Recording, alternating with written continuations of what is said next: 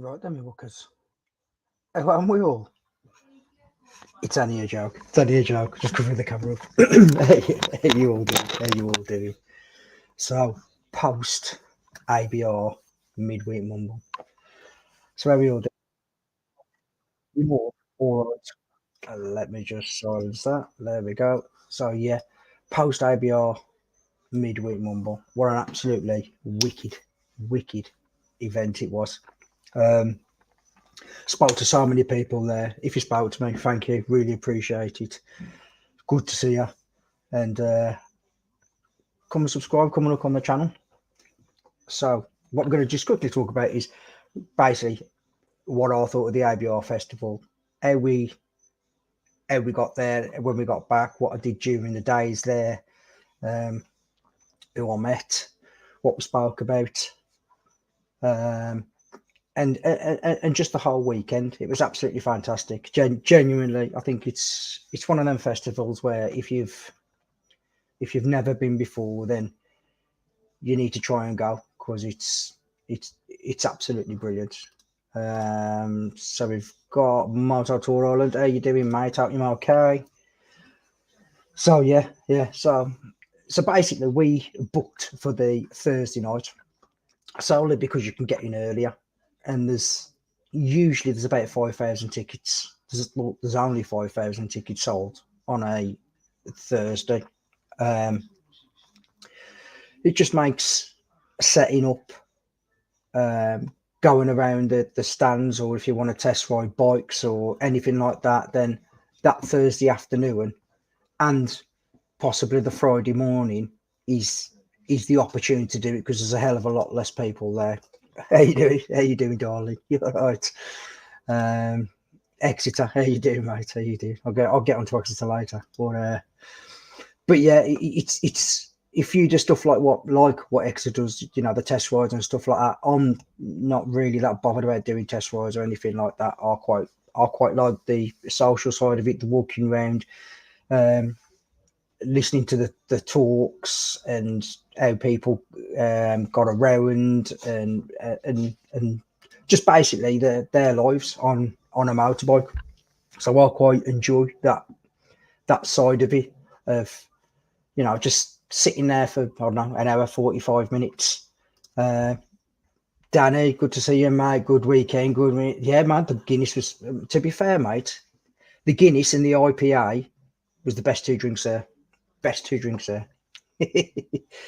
Yeah, thank you. Hit the like button. Yeah, so obviously met loads of people there. What's we saying here? I'm really not bothered with anything. You met that stage in your life the way you make, where, you know what I mean? If you could get to the toilet without dribbling, you've done fucking well. You've done well. But yeah, it was an absolutely brilliant weekend. Like I say, I enjoy just walking around the stores, looking at the stuff, speaking to people. Like I was speaking to the Moscow tent, because I was looking at getting some Moscow stuff. With the equipment as well, with the clothing as well, because obviously I'm due for an upgrade with my BMW clothing at the moment. I've got my Rucker stuff, but that's more for winter rather than summertime.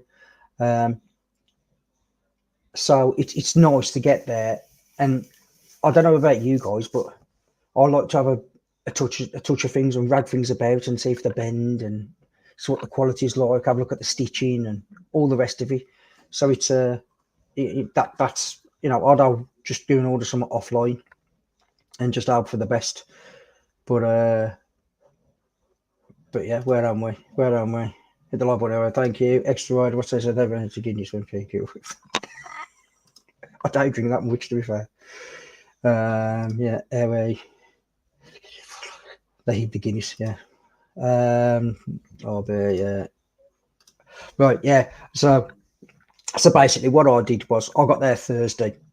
So we got there about 10 o'clock. I went down and I met Mark from Leeds, Paul and Simon. They were all good guys, really good guys. If you've not got his channel, look at Mark from Leeds. Check his channel out. He's a good guy. There's a lot of off-road stuff as well. So yeah. So got down there the Thursday. Yep, I bought my tickets already. Yeah, so the pre-sale is already on. The VIP ain't on yet, but the weekend sale, the Friday, Saturday, Sunday is on at the moment. But yeah, so I set my tent up, which how windy it was, ripped all the fucking bottom off it. So I ended up leaving my tent there and bringing another one on Friday morning. So I went back to go and watch the Foo Fighters on Thursday night, and then come back early doors Friday.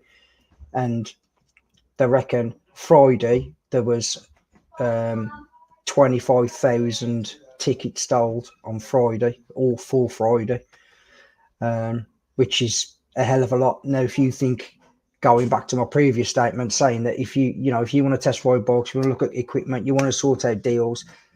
Thursday, I think there's only 5,000 tickets sold for the VIP. So you imagine, the volume, the quantity of people there. That's you can. There's a lot of people there that you're missing out. Do you know what I mean? You're not kind of. You're not kind of. What's the word called? Searching about, scratching about, and trying to stand in the queues or anything like that. Do you know what I mean? So just give me 1 minute. I just need to invite somebody here.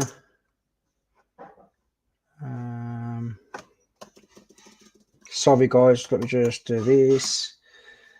There it is. So let me just send that. Okay, cool. Yeah, right. Yeah. So all as I do basically. So I got there on the Thursday night, or the Thursday daytime, shot off Thursday night, and then come back on Friday morning. Now on Friday morning, the queues to get in Friday morning was absolutely horrendous. You queue up down this big pathway first of all, and you're going down the pathway, and everybody was just like, how can I put it? Like bottlenecking all in. Do you know what I mean? So you're coming up to, like, it's all the same with this roadies, but there's bottlenecking in. And end up just having a massive panic attack. I take my helmet off and everything. Which I think you are happy about, really. But there's that many people. It was just like, oh, stop pushing in. And I'm like, mate, you haven't got a ticket. I've got my sticker. I've got a VIP sticker. I ain't got to queue up. You know what I mean? I'm already in. So, but yeah, it was fucking hard work getting there Friday. But Saturday, they reckon Saturday was 30,000 people there Saturday. That's at a bike event, that's a lot of people. So when I got there, the main person I wanted to listen to speak was Adam Reedman.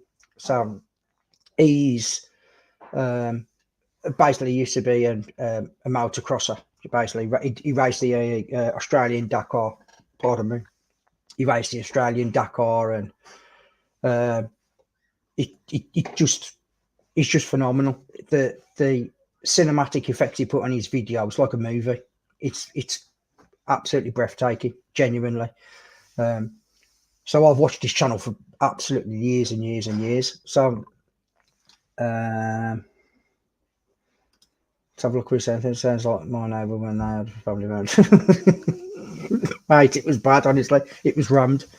The only thing I will say, which was good, was they put more bar staff on. So you were stood at the bar absolutely ages. You was served within 5 or 10 minutes. So that was good. So I went and watched him speak. Ended up getting a photo with him at the end, and he was like, and he pointed at my logo, and he's like, I've seen that before. And I was like, yeah, like we all do on each other's content, comments, do you know what I mean? And he was like, oh, yeah, I've seen that before, yeah. And then of the night, he walked past me, So he was in the bar and he walked past me and he was like, Peaky, how you doing? He'd come and grab me and had a bit of a chat. And I was like, hey, you know, I've spoken to a lot of people about the midweek mumble. So hopefully we'll get some guests on. Looks like the lads that usually come on, I'm giving them a bit of a rest. Just ease them back in slightly. Because obviously last weekend was our summer. So now it's winter. So yeah, that's what we've done so far. So I'm going to grab this guy in now. As we saw each other at the ABR. How you doing, mate? Hello, mate. How you doing? All right? All good. All good. How about you? Yeah, good. Yeah, I just thought I'd join in on this one. Seems I was at the ABR as well. So yeah. Well, look, like I say, mate, I think it's just one of them where, let me just move that forward slightly. There we go. So yeah, I just you can't explain to somebody, like when I trying to explain to Graham and John Dillard McLean how good it is. Not just the bike side, but the social side of the event. You know, it's it's not. How can I put it? It's not all about drinking beer because you know you don't. You know, I don't. You know, you might have a couple of beers of an afternoon, but then that's it. Do you know what I mean? You can have some food and then you come back and then you have a walk around and there's all the stands, all the bikes, all the clothing, all the equipment. There's plenty to do, isn't there? When you get there, you don't realise how much there is to do. You know, because you can be walking around thinking, right, we've had a beer now, what are we going to do? And within eyesight, you can go and see somebody talk, can't you? Yeah. You know, in 4 different tents, there's always something to do and something to see. Yeah, it's fantastic. Like I say, that I mean, it's my 3rd year going now, and it's got a bit busier this year, hasn't it? That's the one thing I will say though is like this is my 3rd year, but the first year I only did. I'm on coffee because I've got shit to do tomorrow and I don't have an hangover. So, but I only went the Saturday last year, the first year, and then the weekend last year, and then this year I've done the VIP, the whole fucking malarkey.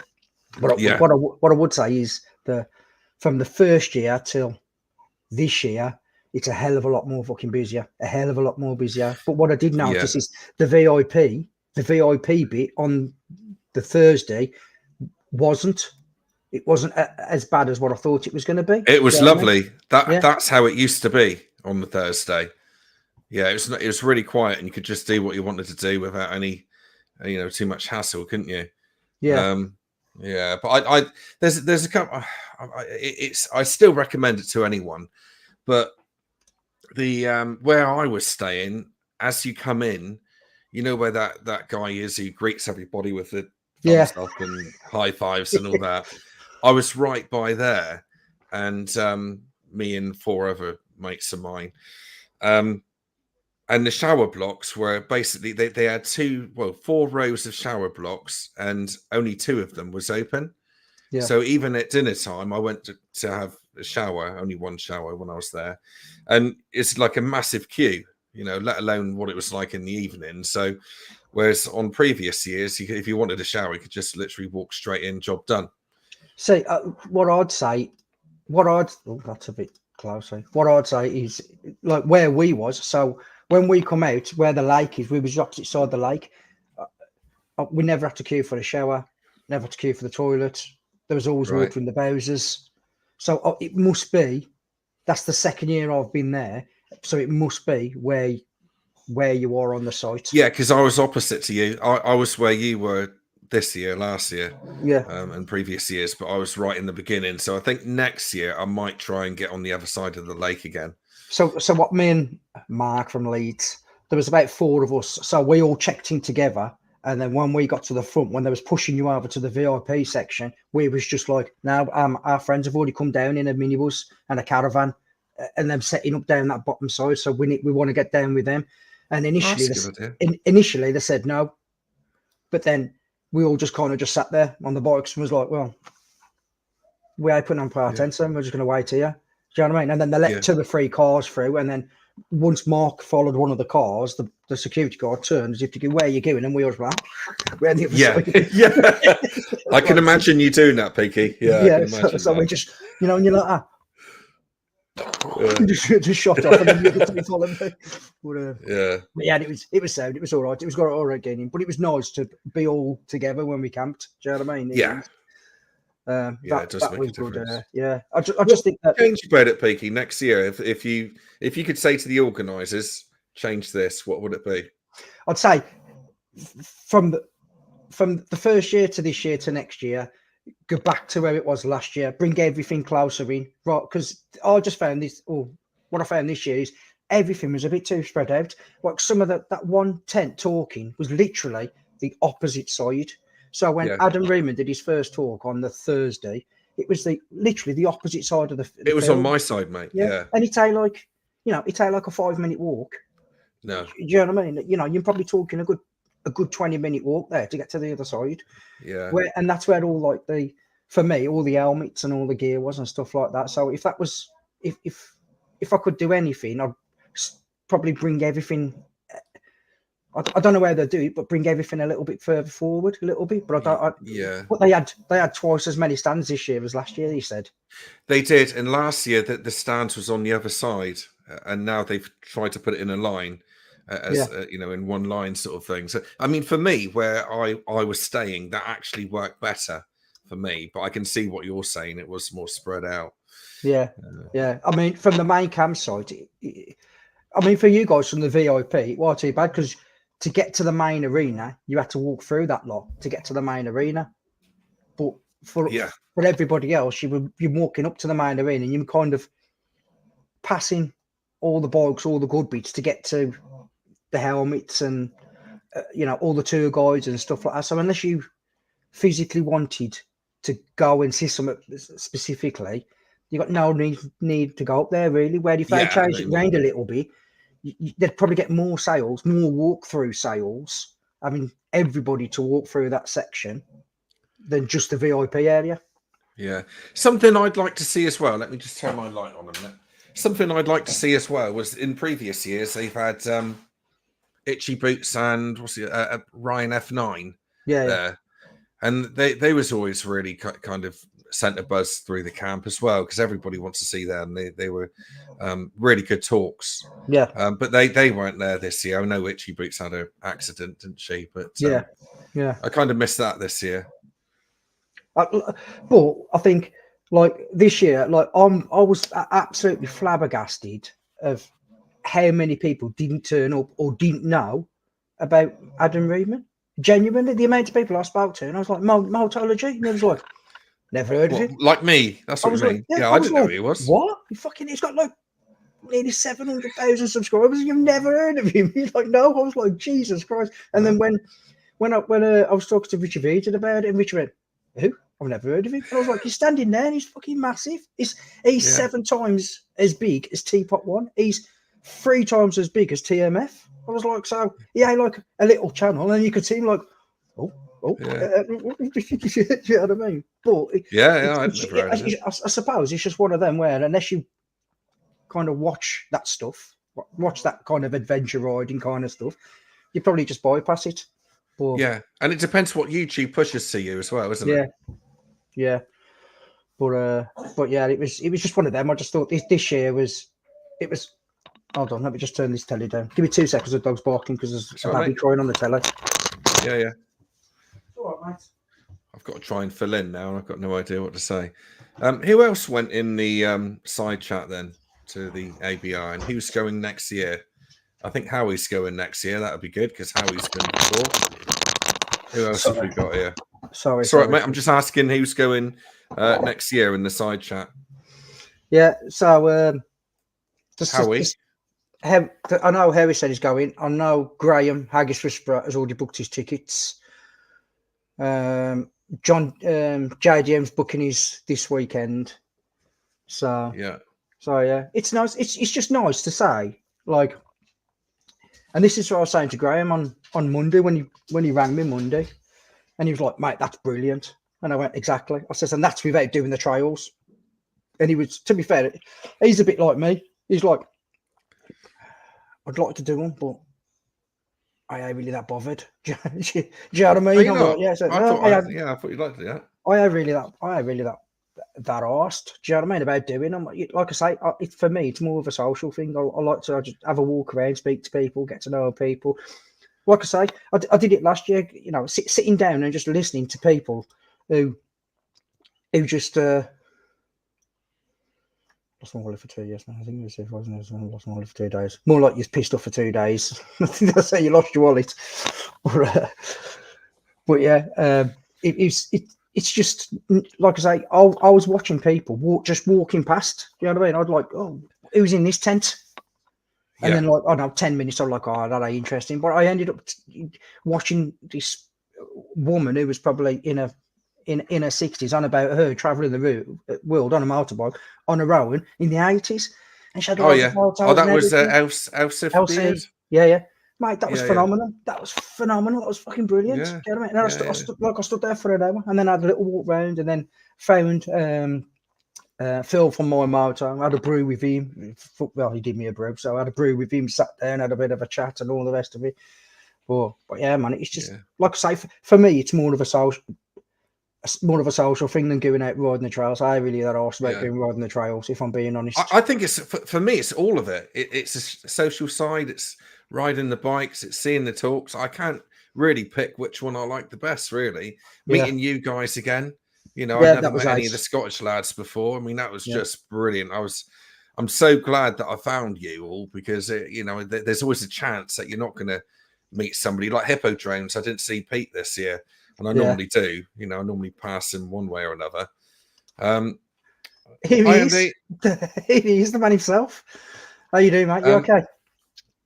Yeah. What would be nice is if they had like years ago, they used to have like a YouTube place at the MCN Live. Yeah. Where they just had YouTubers like us. It'd be nice if they had that there, just one tent where everybody can sort of get together and meet and greet sort of thing. Yeah, that'd be good. Yeah, that'd be good. Like I say, and what I found nice is the fact that we can all walk around, and like the bigger channels, they don't like kind of shrug you off. Like I say, like yourself, like TMF, like Richie Vida, you know, Adam Reedman. You know what I mean? That you go up to them, you speak to them, and they stop and have a chat to you, and all of a sudden you just realise that they're just normal blokes. Do you know what I mean? We're all doing the same thing. Yeah. I mean, subscriber count doesn't matter in those places. You just, people are people, aren't they? And that's that, isn't it? Yeah, it's just, to me, like I say, it's just worthwhile going just to experience it. At least if you experience it, you can say, right, next year I want to do the trails, or this year, or next year I don't want to do the trails. I prefer to just do the social side of it. But one thing I would say is 100%, if you get the opportunity, get in on the Thursday, because like I say, it's just a hell of a lot less busy, and it's easy to get in as well. You're checking in within, like I say, we got there probably about 9:30, 10 o'clock, and we was checked in by, well, I'd set up by 11 o'clock. I was set up and done and dusted by 11 o'clock. And I think we parked up at 9:30. Yeah, it was really that quick. So for you testing bikes and stuff like that and doing your reviews, so do you kind of, is it easier for you to get test rides on that Thursday and the Friday morning as there's less people there coming in? Oh, definitely. Yeah, because in previous years, Saturday's manic. Yeah. I mean, you basically gain a day, you know, because on previous years, on the Thursday, if you got there, I think you could get there for sort of 3 o'clock or something like that and set up the test rides for the next day. But on this year, we could get in at sort of 8, 9 o'clock. So you can set up Thursday for test rides as well. Yeah. So I still enjoy it though, Peaky. I still enjoy trying different bikes. And that's a big part of it for me, is that all the bikes I can't ride, you know, because the dealers are a bit whatever, then it just gives me a chance to do that. So I just really enjoy trying the different bikes. And yeah, it's brilliant. It's really good fun. Right then. Yeah. How you doing, big fella? Hello, young man. Hello there. Can you hear me all right? Yeah, all good, mate. Excellent, all good. Got the big timer in. I just happened to have a camera and a microphone set up. I thought I'd say hello. How you doing? Appreciate it. Thanks. Appreciate I missed the first part of the chat. Oh, that's all right, mate. It's all right. Like I say, look, when we met at the IBR with Richie Vida, I just said, look, I only do an hour in the week. I just think that's that's enough. Do you know what I mean? Yeah, You got other people who just ramble on and ramble on and ramble on. No names, like, well. Well, I'm not saying anything, but I'm actually recording a brew time with Bruce tomorrow, so Oh, yeah.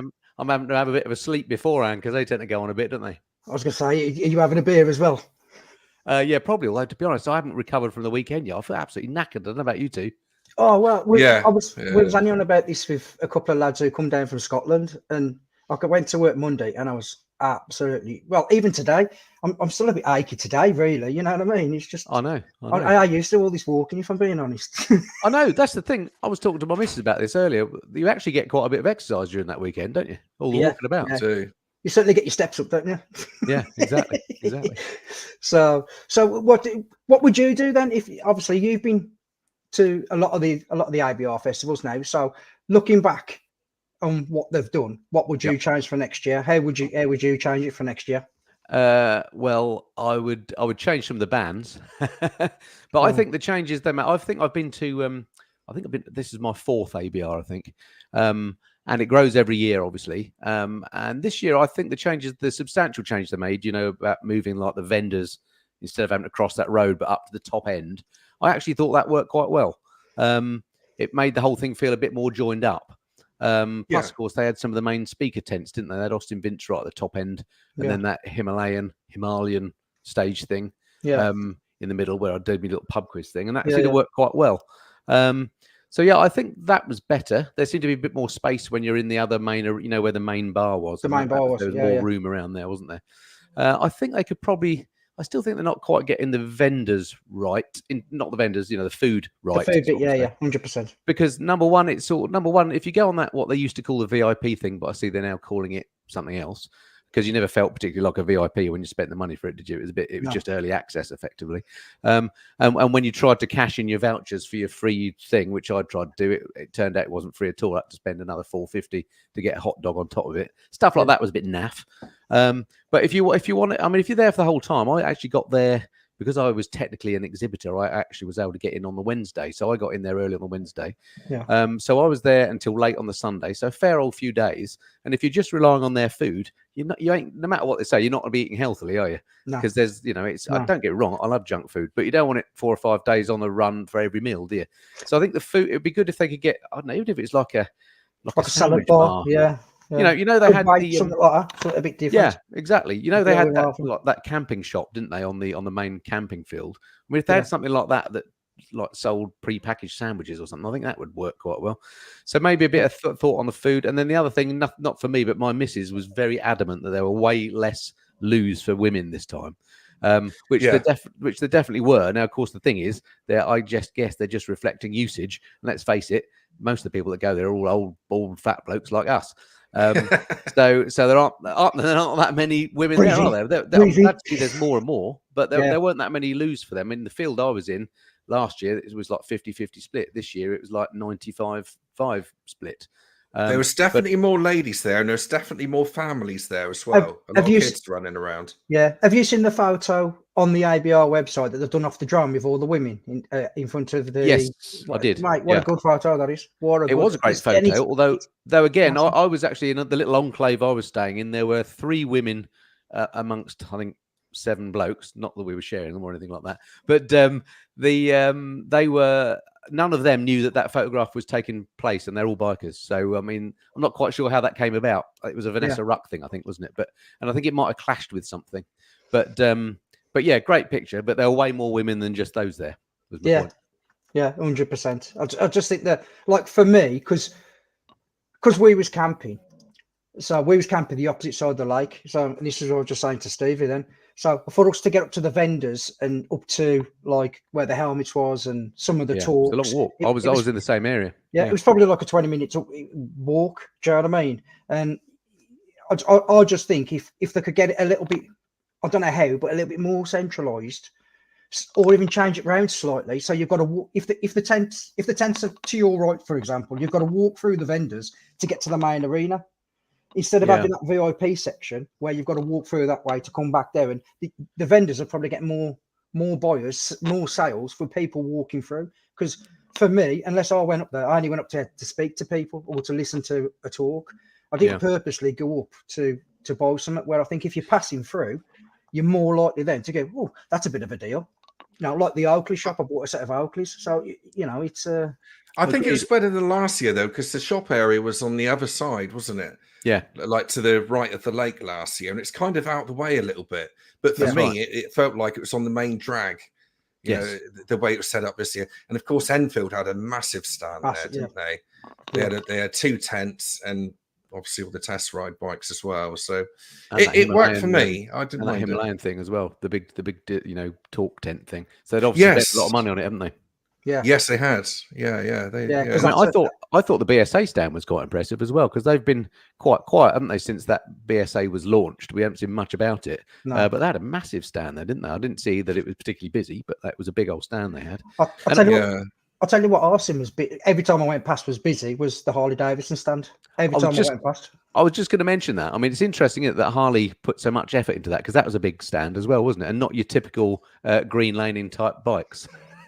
No, but like I said, there was a lot of people just, I wouldn't say milling about, but every time I went past, there was always somebody looking at the bikes. And especially, I quite enjoyed, I'm a bit of a geek, but I quite enjoyed looking at the bike with all the bits taken off. It was just the frame, the engine and the wiring loom. Yes. Yeah. So then I was just like, I can see the shop now. I can see how the front shop work. I can see how the back shop works, how it's linked in, and the subframe and the swing arm and all. You can't beat an exploded view of a bike, can you? Yeah, I love about it. An engineering cutaway. Sadly, I didn't see that. I didn't see much of the show at all, unfortunately. But which is partly why I went on the Wednesday, because I could get a bit of a look around before people got in, which was really great, to be honest. Yeah, but I guess they're setting up then, Andy. Are they on Wednesday? Say again. All the stands are they setting up on Wednesday? Well, they set up from the Sunday onwards, but so by the Wednesday night, which was when I was milling about, they're all there. They're closed and there's no one on them. But you can certainly have a look round. So that was quite good. For me personally, it was brilliant. And then we found a bar that was open. There was one bar open that all the exhibitors were at, and then it all got messy from there. And unfortunately, we peaked rather soon. I bumped into Simon and Lisa Thomas, the guys that do the question Q&A sessions. And they're a right couple of cards, they are. And we had a few too many drinks, unfortunately, on the Wednesday night. So by the time Thursday came, a bit was starting to come in. We already had thick heads, but it was great fun. I mean, every flipping night was a big night, wasn't it? Yeah. I was just about to say, every night's like a Saturday night, innit? It don't matter how rough you feel in the morning, come 3 o'clock in the afternoon, you're like... Exactly. And the thing is, you forget what day it is as well, don't you? Yeah. I mean, you do. Yeah. I mean, like, so when I got there Thursday, so I'll come home Thursday night, so I'll set up and come home Thursday night, and then I come home with my daughter and watch the Foo Fighters in Birmingham Thursday night, and then come back Friday. Yeah. But yeah, it was just the only thing I would say that they need to do is get a fucking Wi-Fi signal, because funnily enough. On that drunken bus top with Simon and Lisa Thomas, the other guy who's not insignificant who joined us was Alan Davis, who's the founder of ABR. The guy with the one eye and does the magazine. I'm not being rude to him there because he's a lovely guy, and he bought me Guinness, so that's fine. But I said exactly the same to him. You've got to sort out your signal here because the phones are terrible. And apparently, I mean, it's when you think about it, it's kind of obvious that whenever you've got that number of people in a small area, you're going to be, there's going to be contention for the couple of masts that are within range. But he was saying they looked into how they could extend it, and it was something like, if I can remember correctly, silly money, it was £250,000 just to have effectively a temporary cell phone mast put up. And it was just prohibitively expensive. So he hasn't found a way of doing that yet. Though I noticed the guy on the bike thing stand, I don't know if you saw them, they had one of those Elon Musk dishes.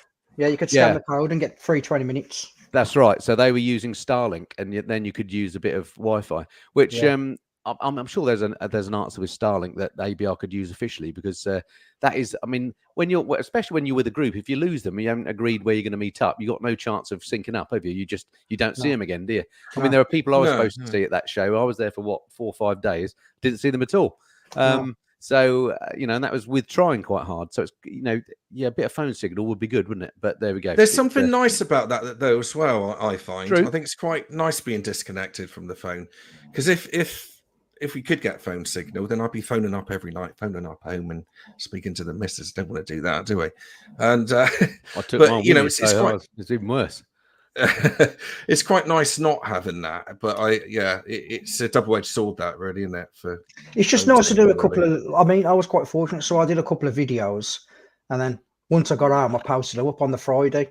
So they had 6, 7, 8, 1,000 viewers before anybody else even uploaded theirs on the Friday or the Saturday or the Sunday.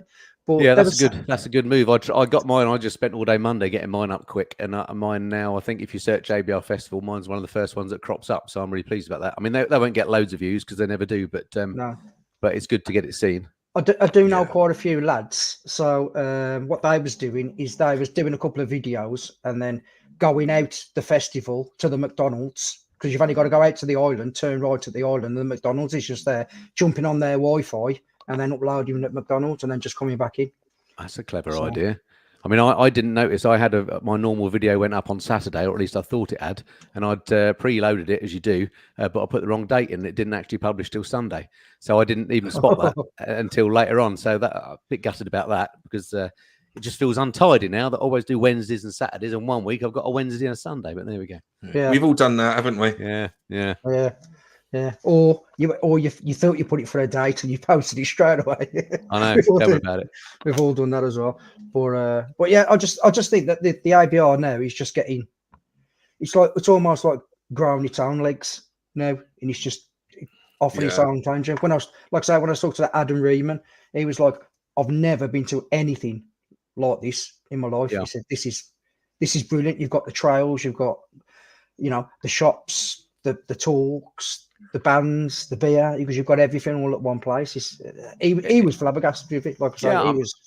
I mean, it is fabulous. I don't know if you were there last year and saw Norley. I mean, she had a similar reaction to how, because she had a massive, obviously a huge reception when she went, as she would do, because she doesn't go to those sort of things very often.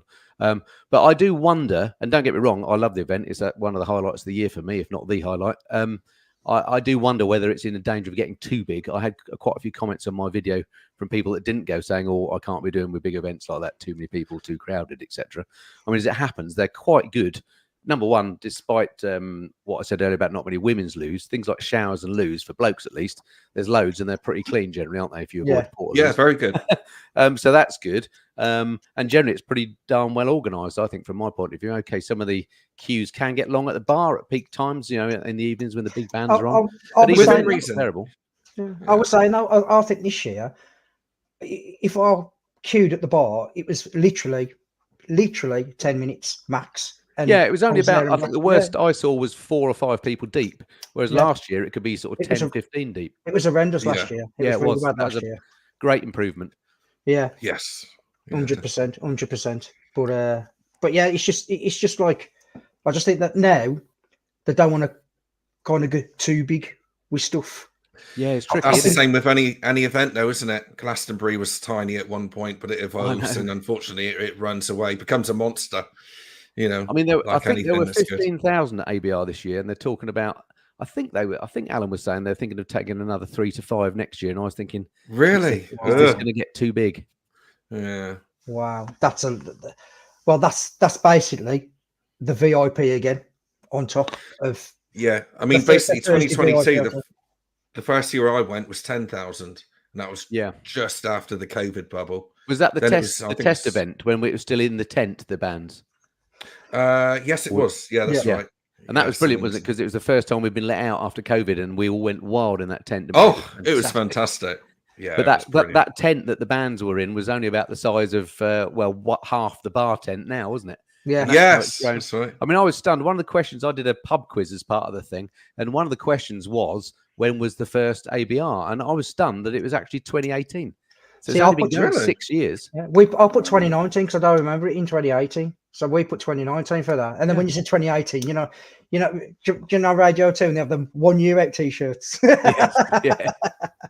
So, but to grow to that size in 6 years, I think is phenomenal. I mean, all credit to Alan and the team that have done it. I mean, just to get your head around the organisation, it's mind blowing what they have to do. So, I mean, they've done really well to get it to that size, haven't they? So let's hope it does remain successful. I think I never hear anyone coming away from it saying that was a crap do. So I think it's only likely to keep growing, isn't it? Yeah, 100%. And I quite like this year when they had the I don't know whether you come in with us, but when me and Richie and There's Mr. Fish and a few others. We all went in that Ibiza style rave tent. Oh, it's Oh, yeah. On the front. That was absolutely brilliant. I was in there on the Friday as well. I was down the front actually. It was all I bet you was. Yeah. Oh, in fact, Saturday as well, after the main band finished, they went on a bit longer, didn't they, in there? Yeah. That was a masterstroke. That was one of the bits of feedback I gave, actually, that the fact that the bands closed at like 11 and then you could go in there until half 12 was just brilliant, wasn't it? I mean, Saturday we ended up in that little like wooden the teapot thing, singing. So Richie was on the piano. Somebody else was on the guitar. Oh, Dave from Really Good TV was on the guitar and I was singing. So we was having people are coming up. Oh, I want to sing. I'm like, no, it's my mic. I'm singing. Well, the night before, Rich and I had a few beers and we ended up in there. But Rich was so drunk he couldn't operate his hands. So, in fact, there's a clip, and he said, "Don't worry." He said, "I can play the piano pissed." Honestly, his hands were like club hands, and he was just like going. He couldn't do it. In fact, I got a bit of video, I think, on my video of him looking at me bemused. It was horrendous. Yeah, it was. Honestly, it was. I think it's one of them though, where, like, you see at the end of the night, you see a lot of drunk blokes, don't you? A lot of drunk blokes. But in all the years I've been there, I'm never surprised you see anything, Peaky. The amount you drink. That first night. I was stacking them away then, mate. I was putting them away the first night. It's what, when you let off the reins from your missus, you're like, yeah, get it down, yeah. You got to pace yourself with that gig, and it was difficult. Yeah, but yeah, it was just brilliant. I just loved it. But you never see no fights or arguments or somebody pushing in at the bar or anything like that. Do you know what I mean? You might get the odd people going, mate, there's a queue, and that's it. There's no like argy-bargy there, and like I say, the 3 years, good-natured event, isn't it? Yeah, 100%. And like I say, I think everyone's there for the right reasons. Yeah, exactly. And I think that's partly because of maybe the demographic, because everybody is a bit older, maybe, and not quite so stupid as we used to be. Yeah. And also maybe the cost, it's not like some. In fact, I was talking to Alan about the day tickets, because somebody was moaning about how expensive that if you just want to go in for a day, it's something like £90 or something, or 85 quid for the day. Yeah, and he was saying he'd priced it purposely like that because he doesn't want people coming in who are just in there to get pissed up and spoil it for everybody else. So he said we could do it for 20 quid, but in fact we want to keep they're not that keen on day visitors, it seems. Yeah, you want the nucleus there all weekend, don't you? That's what you want. Yeah. Which is, to be fair, it's a good idea, to be honest. Yeah, like you say, you don't want people just there during the day just to popping in and popping out. And also, for me, I think if you just went for the day, it'd be a bit rubbish, because for me, the fun part is in the evenings anyway. I mean, I mostly go, well, there's two reasons I go. I don't go for the trail riding because I can't ride off-road at the moment because I've got a dicky shoulder. But I go mostly for the music. I love the bands. Those tribute bands are just bloody amazing, aren't they? They're really good. Yeah. And they changed a few out this year, actually. They lost a few that I really liked. But anyway, I go for those. At the social side, because everybody who's anyone is pretty much there, aren't they? You meet lots of like other motor vloggers, guys like yourselves, viewers, etc. Plus industry people. I met the PR lady from Ducati who I've exchanged mails with for years, but I've never actually met her. So so that was great. Stuff like that. I mean, it's just brilliant. And I didn't touch a motorbike once. Like I say, we was only just talking about this before you come on. I buy the trail pass, and if I go on and sound, if I don't, then I genuinely I'm not bothered if I get on the trails or not, because like I say, I like to go and watch, the people talking, the pub quiz, have a walk around, speak to people at helmet shops, or like I was looking at the Moscow stuff. Because I'm going to be doing a big trip in a few years. I went to go and have a look at the Moscow stuff, but just be able to grab it and have a look at it and absolutely actually feel it. Do you know what I mean? It's a bit like the sort of thing that you get out of, say, the NEC or London show. But let's face it, those shows are nowhere near as good, are they, as ABR? It's a right hassle, isn't it, to get into the NEC, even for you, Peaky. Yeah. I mean, it's on your doorstep presumably, but what a faff to get in and out of that place. I've never done it for that reason. It just seems to. No, it seems too clustered, and that's why I only do ABR, because I know it can't be beaten. Yeah, so I just do that. It's a one-stop shop for me. That's right, and not all the manufacturers go to the NEC anymore. I mean, there's some that don't bother turning up even. Whereas at ABR this year, everybody was there, I believe. So that's amazing, isn't it? Yeah. I must admit, like for me, both events, it's 35 minutes on a train to the NEC, and it's 36 miles on a bike. Yeah. So Oh, it's to the quite handy ABR. too, then. So And I suppose if you go on your bike, you can park inside and it actually gets easy. I mean, Yeah. for me, because of the time of year it is, I really have to drive because the weather can be hideous in November, can't it? And Yeah. it's dark, of course, when you come out. And when you drive, I mean, last time I went, I parked in this car park that was miles away. By the time I got out of the show, the little shuttle bus thing had finished, so I had to walk to my car, and it was literally miles away in the pissing rain. It was bloody grim. That's the problem. Which- You're that's pissed shit, off mate. before you even get in the show, let alone getting home. Exactly, and then they charge you a fortune for parking as well, don't they? Like 25 quid for the parking or something. It's crazy. Yeah. I mean, Yeah. that's one of the reasons why we catch a train. Like when Yeah, the train's the way to go, isn't it? Yeah. So when me and Bruce used to go many years ago, so we used to do the Saturday. We used to book a weekend ticket, so we used to do the Saturday, have a walk around the Saturday, and then go on the lash Saturday night, and then go back round Sunday, and then at dinner time, everybody used to kind of part their own ways. Then about dinner time, but that was. I actually prefer the London show to the NEC one. I know it's a bit later in the year, but it's just easier to get around. The NEC is just so vast, isn't it? Yeah. I know we were talking about ABR being big, but at least you're in the outdoors and it's summertime. Yes. Yeah. So That's I mean, I think those shows are on the slide and ABR's on the increase. I think that's the one to do, isn't it? Not being paid to say that or anything, but it's great.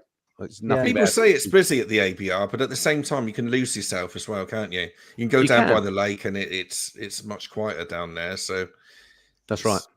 I mean, I don't know. Did you guys go into Ragley Hall itself? Yeah, because it was lovely and peaceful up there. Yeah, and the what's it name box were there? Were they Ewan McGregor and? That's right. What's it name box were there? Were they? It was lovely and peaceful up there, and I was talking to one of the organisers who actually works for Ragley Hall, the lady that was sort of manning that photo exhibition, and she said that she loves the ABR festival because apparently, compared to everything else that they have at Ragley Hall, us bikers leave it all very clean. Apparently, they don't know we've been there after they've left after a week of clear up. It's as good as when they arrived, whereas they have some like rappers and concerts and stuff. And she says the place is absolutely trashed afterwards. Yeah. So on the back of that, they actually opened up Ragley Hall. I don't know, I forgot to do it or didn't get a chance to do it, but they actually opened up the gardens at the back, and you could also walk around the hall as well, which they've never done before and don't usually do that, but they did it just for ABR. Yeah, like I said, I didn't know you could walk around the hall. I seen the as you walked in the little section with all the photos on and everything. And yeah, I think you could go out the back and then into the gardens. You couldn't go upstairs because that's where Lord whoever Hertford, I think, still lives. Yeah. But but they actually opened up the private garden because we're so well behaved. Who would have thought that? That's not. Like, I was talking to one of the lads there. Who got paid from Really Good TV. Yeah. So when I was, in fact, were you there, Stevie, when we was talking to the bloke who lived there? I saw him. Yeah. So he works on the horses there, and he was like, "Yeah, it's amazing how, like, because they have a lot of weddings and all different events." But he says exactly the same. He says, the ones that you expect to leave it absolutely trashed are actually the ones who are. You walk over the field later, there might be, a couple of tents or a couple of beer bottles left out, but that's about it. You know what I mean? Yeah. You tell like, you come to do some of these events and there's absolutely crap everywhere. But that's great, isn't it? It's great to hear that, though, isn't it? Yeah, it is. It's nice. Like I say, very often it happens with the bikers they get a pat on the back. Yeah. So everybody's there for the same reason. Everybody gets along. You can walk up to anyone, just start talking, can't you? Without any thought or, being anxious about it. Everybody's on the same page. That's great. Exactly. Yeah. Are you guys going to anything else this year? I mean, I'm at Wildbad in 3 weeks, something like that. I think 3 weeks. I'll be in Cyprus. Damn. Oh, unlucky. A muddy field with Rich or Cyprus. What a choice. I must get to Wildbad again. Unfortunately, it clashes with something else that I'm going to, an aviation event. But that Wildbad's good fun as well. I'm hoping maybe I might be able to get there next year, at least for part of it, if not all of it. But something I went to the other night was this Cassington Bike Night. It's a place near Oxford. I don't know if you've ever heard of it. I've never been before, but it's incredible. It's basically a little town just outside of Oxford, and they close all the roads to cars to allow bikes to come in. And there were 15,000 bikes there last Monday night. Yeah, my friend went there. Yeah. He said it was amazing. It's like ABR for one night only, without any of the trails or anything, just bikes. But it was a brilliant event. It was a lovely evening. I rode up there, and Mrs. Fly went up on a 125, and we parked up. Well, we could not believe the number of bikes up there. It's just brilliant. And these things are, I've seen a little bit of coverage in MCN occasionally about Cassington, which is how I was aware of it. But they don't make a song and a dance about it, and it's just blooming fantastic. I don't know where all these bikes, when you're going around about your day-to-day life, you don't see that many motorcycles around, do you? No. 1 or 2 on the road, and you have a look and think, oh, there goes a Ducati, or I can hear a Triumph Triple or whatever. But when the sun comes out and they had that thing, and the road was just rammed full of them, it was absolutely fantastic. Yeah. So that was one I've done, and then on Monday, just gone, there's one at a place called Luggers Hall, which apparently is about 10,000 bikes go to that, and that's up near Banbury Way, I think. But I was so knackered from ABR, I just couldn't bring myself around to get on the bike on a Monday and ride to another bike thing. But I might try and do that one next year. So I'm getting more into bike meets this year. There's something about them that just intrigued me. I get that. It's the fact that they're so low profile. Unless you know about them, you don't know about them. There's one literally 2 miles away from here each year. I have been a couple of years running, and it's brilliant. It's run by, I think it's the Vintage Motorcycle Club. It's at the Plough at Cadston, which is the pub where David Cameron famously left his daughter that time, because it's quite near to Chequers. But they're obviously biker friendly, and again, you go there and it's absolutely packed. But there's no advertising, not a poster anywhere, and it's only a mile down the road. And this year, I forgot about it, and then ended up being double booked again, so couldn't go. But so they're all out there. Down here. Yeah, we've got loads of calves open up as well. Biker calves and things like that. But it's always difficult to film, I find. Sometimes you can think, I'm going to film this bike night. You go there and you get loads of people coming out the woodwork and want to talk to you. And other times you're pointing your camera around, you're thinking, I'm not going to get a video out of this. I do struggle with them, I must admit. I mean, I did that ABR film, and I did do one at Cassington, which will come out in a couple of weeks' time. But it is quite tricky to make them interesting without just panning around showing people's bikes. Although that's the one, Luggers Hall, whatever it's called. It is difficult to make a film out of it that's coherent, because you just end up with clips of lots of bikes, don't you? Which is why you kind of go to look anyway. But it's difficult to sort of make a story out of it. It is, but then every now and then you'll find somebody like I done a chap who's got a Velocette, and as soon as he started talking, it was just gold. He just kept going and going, and then he talked about the history of it, and it actually turned out to be a really good video. So it's a bit like fishing; you never know what you're going to get. It absolutely is, and that's a very good analogy, actually. The other problem is sometimes, because of course the people are enthusiasts that are there. They're very proud, rightly so, of their machines or whatever. So sometimes it is hard to get them to stop talking. And that's not always that interesting when they're talking, are they? So the ones that are really dull but won't stop talking, it's kind of hard, isn't it, to escape? But that's quite fun. But the beauty of YouTube is you can always edit them out, can't you? Yeah, exactly. If there's anyone at Cassington that I filmed and you're not in my video, that doesn't mean to say you were one of them. I'll tell you another thing. Watching this might have been honest. Another thing it's awkward to film as well are the people that don't want their number plates shown. That's always a difficult one, What is that about? I don't get it. I mean, I've filmed a couple, and they sort of tell me after I filmed it, can you keep the number plate out? And I'm like, well, it's really a ball ache to do that. Tell me about it. I know, I hate that. And it's like you say, it's always after the event. I've had a few videos like that where I've had a right old game afterwards when they've been videos that I thought were going to do really well, one of which did.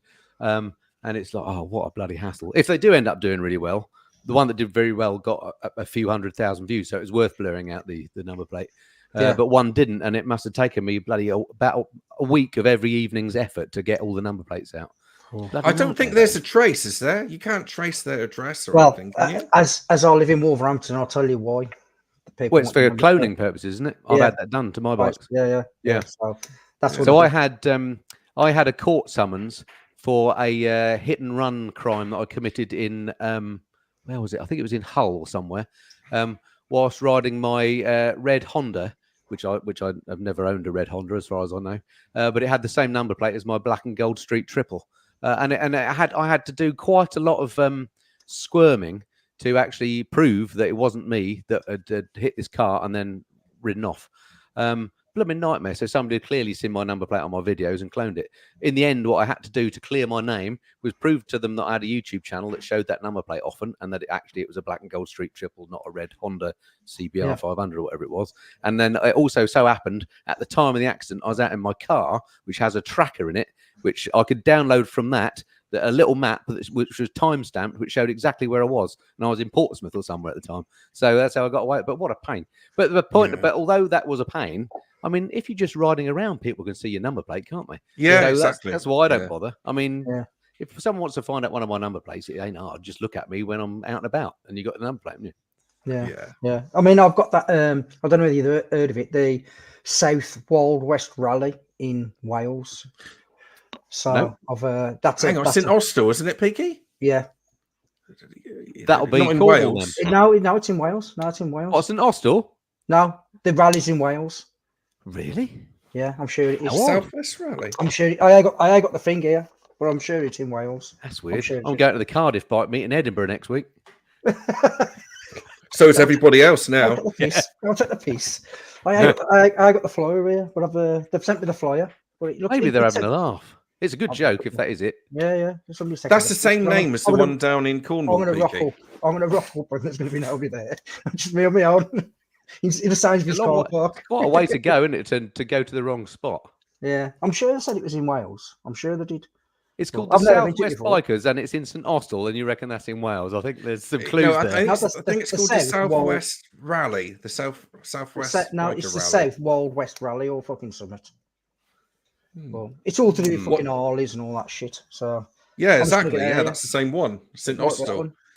Don't go to Wales and then I'm find gonna out. have to have a St look. Austell, I'm gonna have to, like I say, mate, they've sent me it, and I ain't seen it. I've just put it in the garage. Harley riders tend to like seaside type locations, don't they, for meetup? So the posh ends of town. Yeah, posh ends of the country. Yeah, Is it Macca Jericho doing that? Yeah. Yeah, that's St Austell, Peaky. You're going the wrong way, mate. Fucking St Austell. I thought you said Wales. I could have sworn you fucking trying to throw you off the scent. Yeah. Fucking hell. I haven't had a drink neither. You know what I mean? I haven't got an excuse. Usually So who's excited? Who's excited about the new GS adventure being revealed on Friday then? Not really. No, me neither. Have I've got a GS. Have you seen the leaked picture? No, not yet. Well, it's not leaked actually. It was on the BMW Motorrad Instagram. I noticed. It's just a sort of a darkened picture from the front, and all you can tell is it's still got that same headlight as the standard GS, which I'm not a big fan of, and it looks like it's probably therefore got the same radar arrangement, which makes the front look rubbish, I think. It's very fat, like the old Adventure, which is fine, but it's got these really weird engine bars that stick out at a funny angle at the side. So we shall see. But my initial thoughts are, oh God, that doesn't look great. No. I must admit, the one bike that I looked at a couple of times at the ABR was that Husqvarna, that 901. Yes, is that the Norden? The Norden 901. Yeah. That looks really, really fucking smart. That does really smart. Is that the one with the twin headlights, or am I confusing it with Ducati? I don't think it's got. I don't think it's got twin headlights. Oh right, it's got one big round one, isn't it? When I think about it. Yeah. Yeah. But I really like the look of that. Yeah, those are sort of growing on me. I didn't like the looks of them to start with, but I think now I realise what ugly is, i.e. as the new GS, I'm starting to appreciate those other bikes that are out there after all. Yeah, it's like almost like the old Dakar style front screens coming back into fashion. Yeah. You know, yeah. It's a bit like the old Trans Alps, basically, yeah. Yeah. That's right. Yeah. It's quite strange, you know, how the fashion all of a sudden is coming back in. It's gone out and it's coming back, gradually coming back in, because all the bikes are starting to look a little bit older as well. I think all the old styles, all the old the paints and the colours and the old retro stuff's coming back in. Well, that's right, and I certainly love a bit of retro, but I mean, again, that's just a reflection, I guess, on who the buying public are, isn't it? It's a bit sad, really, isn't it? That it's again, it appeals to us older guys because that's who it's targeted at. But you know, where are the new bikers coming from? I mean, to be honest, I didn't see many younger people. No, there, even at the bar of a night, there wasn't. You know, there was very few, weren't there? There was all in from the late 30s into the early 40s and onwards. You know, you didn't see many, you know, young bikers. Well, my son's 17 now. He's learning to drive, and he wants to ride a bike, but we're kind of pushing him into driving first for safety, really. But a lot of his friends have got bikes. And I just think it's a matter of being able to afford to go to ABR. And also, let's face it, most of the bikes, if you do want to test ride a bike, you need a full license, don't you? Yeah. So if you're like a CBT rider and go up there isn't really a lot you can do up there. Yeah, no chance. So, you can't even do anything if you're Irish, like Wheelie Good, because he had the wrong license. So he accused them of racism, which I thought was quite funny. Yeah, but you just think to yourself, what, like with some of these other people who, like they did with Dave, what's the point? Do you know what I mean? What's the point in that? If you watch his channel, you know he hates. You know what I mean? So yeah, exactly. I mean, as far as the youngsters getting into it, I mean, I think there's two barriers. One, there's the cost of bikes is, I mean, for everybody, it's expensive, isn't it? Let's face it. If you're going to buy an adventure bike, you can buy a small car, albeit maybe secondhand, but pretty good for the same sort of price. And not only that, but actually getting your license is so flipping hard, isn't it? If you're a youngster, and not only that, you have to do it multiple times. So if your son wanted to do that at 17, he's got to do his mod 1 and 2, hasn't he? Then he's limited to whatever it is, an AE2 license, isn't he? And then he has to retake it again when he's 18 or 19. I don't remember what the rules are, but you have to basically retake the test, don't you? So there's no point in doing it before you're 21 anyway, is there? Because you might as well just go straight into a direct access thing after then. And then it's flipping expensive. I know, because my missus is learning to ride at the moment, and she's going through, lessons and stuff. They ain't cheap. It will have cost a good few £100 by the time she's got a license, and then you got to buy the bike. Yeah. So there's a high chance that CBTs are going to get a lot more complicated now as well, because there's been a lot of protests about that, saying that you can only take it twice, which I get it. I can see why people are saying that, but it will get to a point where people say, well, I can't be bothered to take it again. I'll just get a car, which isn't helping us. And also they're going to make it a lot more complicated as well. Because even now, most schools are not doing a day's course now. They're doing a 2-day course. Yeah. Which for some people it would suit. But I don't think you're going to learn a lot more in 2 days as opposed to 1 day. But it's going to put a lot of people off, I think. That's right. The thing is, bikes, let's face it, two-wheelers are part of the solution to our transport issues. Surely, I know we have bad weather in this country, but if you have more people on two wheels, traffic jams are going to be less, aren't they? I mean, I think they should be encouraged, not discouraged in that way. Again, it's difficult to argue against more training and being safer riders and all that. I get all that, and looking at you two, I imagine you remember, like I do, back in like the 70s and 80s, where people were getting killed all the time on motorcycles, and basically they were just seen as dangerous things, and your mum and dad didn't want you anywhere near them. And I empathise with your point, Steve, on your 17-year-old, encourage him to go towards a car first. Completely get that. But these days, the training has made it safer, hasn't it? So I mean, I guess we can't have it both ways. Yeah. And don't forget, our mum and dads were on bikes with crappy nylon tires, no ABS, and all the other systems to help us out, and they broke down and they were covered in oil all the time. My old man never wanted me having a bike, and he said, I don't want you to be a twat like I was. And I said, and then I got a car. Next minute, 28, I got my own bike. I lent him my bike, and I didn't see it for 2 months because he loved it. Right, brilliant. You know, and he said, I always wanted you to have a bike, but I just didn't want anything to happen, and like it did with him. So I just think a lot of them now are into the scoot. It's round in Wolverhampton. There's a massive scooter scene. All the kids, even the 25-year-olds, they're all on these little, whip and go. You know what I mean? It's great fun, isn't it? They ain't into, getting a big bike or nothing. It's brilliant when you at the lights and you see like five people turn up on little 50cc mopeds, and off they go, in their shorts and t-shirt. And part of me thinks, they should be dressed up a bit better. And part of me thinks, go for it, lads. Well, they're on two wheels. Have a good time. Yeah. Go and enjoy yourself. But I do agree with you, Steve, about your lad.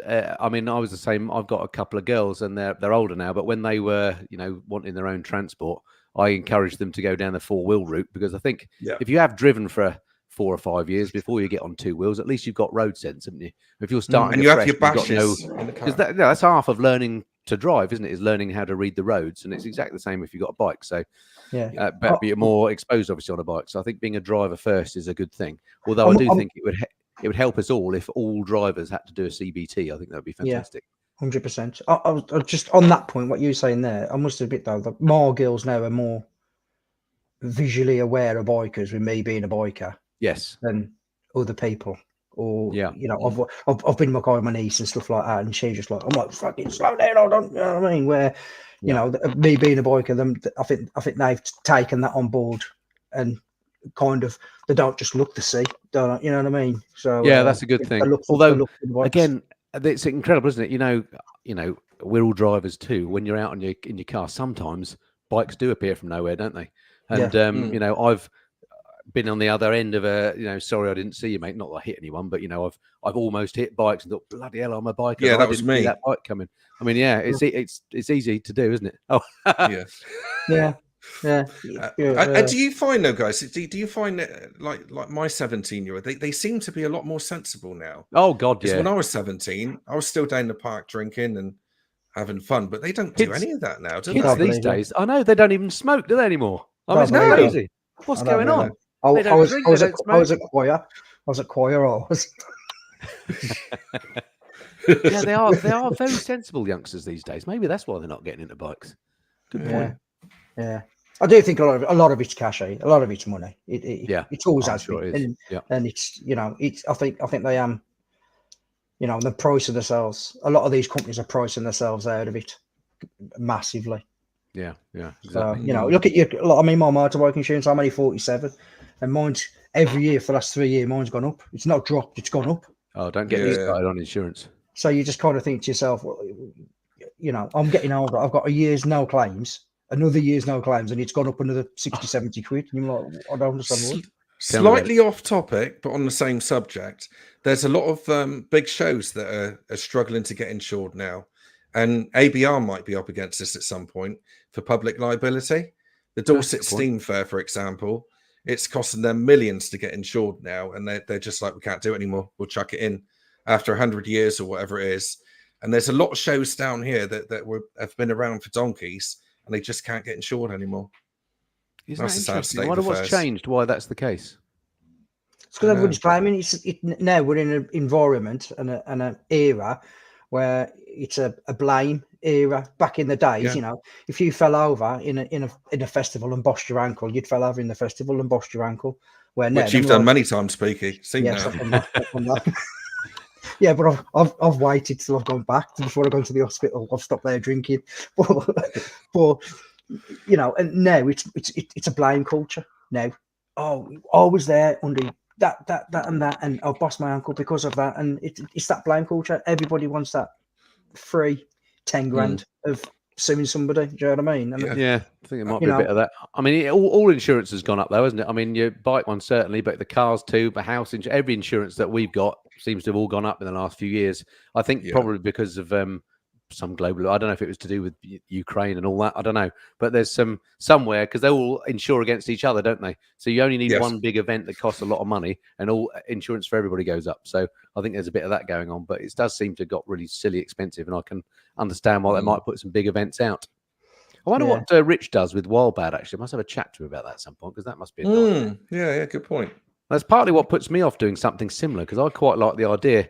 In fact, I shouldn't really say it because I don't want to blow it and give anyone else the idea. But I was thinking, you go to ABR and you think, God, blimey, I could do, I've got a fair few followers on my channel. I'm sure I could get a few hundred people together in a big field with a tent and some bands and some tellers and all that. And then you start thinking about the logistics of it and how would you tell how many people are coming and all the rest of it. Risk assessment. I've even got an excellent title for it, which actually the initials are TMF. So I'll say no more. It's the Motorcycle Festival. How about that? It would be bloody brilliant, wouldn't it? And I thought I'd get all my vlogger mates along. I could probably rustle up a few actually genuine biker celebrities like Alan Millyard and people like that. And I think it would be good. But, when you actually look at all the detail of what you have to get involved, it's a bloody massive, massive deal. Yeah. Risk assessments and all that malarkey. It's not just setting up. Marshals is bad enough, isn't it?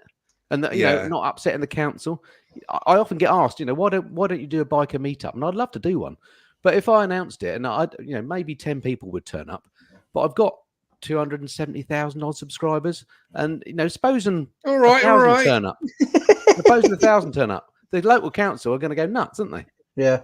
So, but the thing is, though, the way to do it really is to put that onto somebody else. So if you had a campsite and let them look after all the insurances, then they can look after logistics, toilet cleaning, and all the rest of it, isn't it? I think that's the way to do it, really. I'm sure that's what they do at the IBR. It goes onto the venues insurance. It makes sense. You know what I mean? So the venues insurance.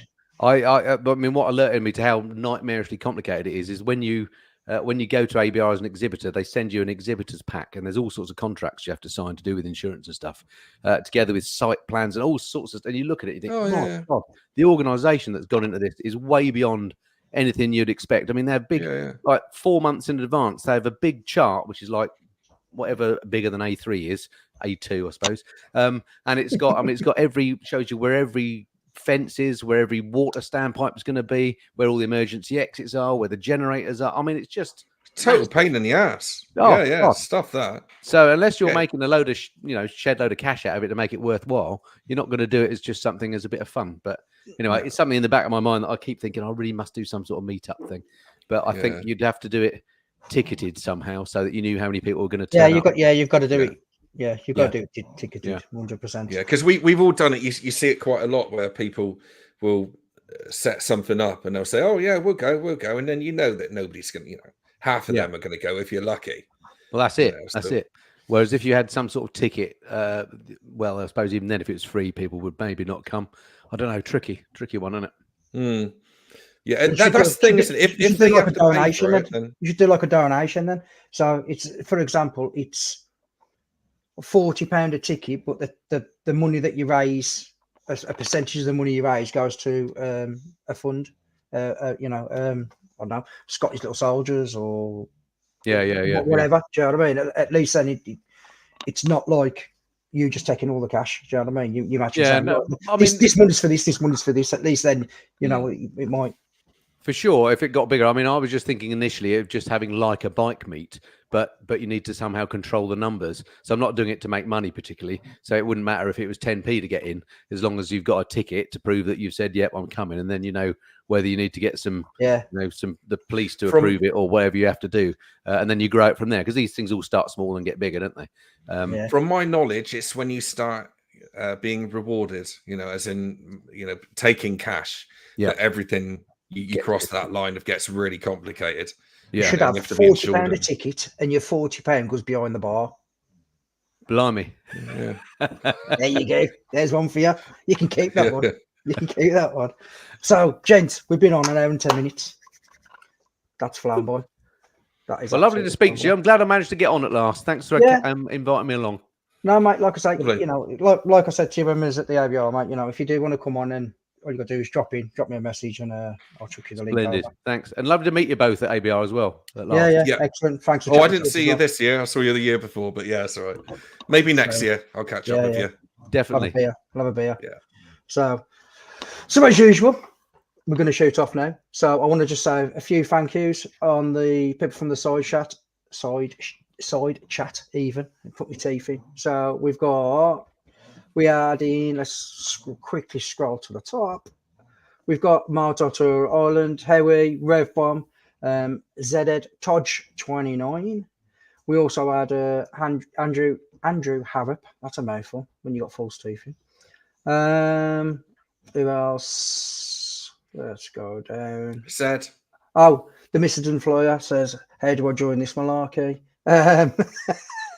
Zed, Kaiman Go, Andy GSA Tractor, Bandit Man UK, BK Spikes, Blake's Pipes as well. He's a good channel if you're into your pipes and your smoking and all that. Like, he's a good one to sit and relax to. Pecos Paul, cheers Mucker, BK Bikes, and I think Danny Dale as well. Danny Dale, who me and him served roughly the same time in the forces. So thank you, mate. I appreciate it. So as usual, on the end of my streams and end of my live shows, and as usual, if you can all stay safe, keep your family safe, and all do one thing as usual, please, which is smile. Thank you very much, and workers. Till the next time, that's all said.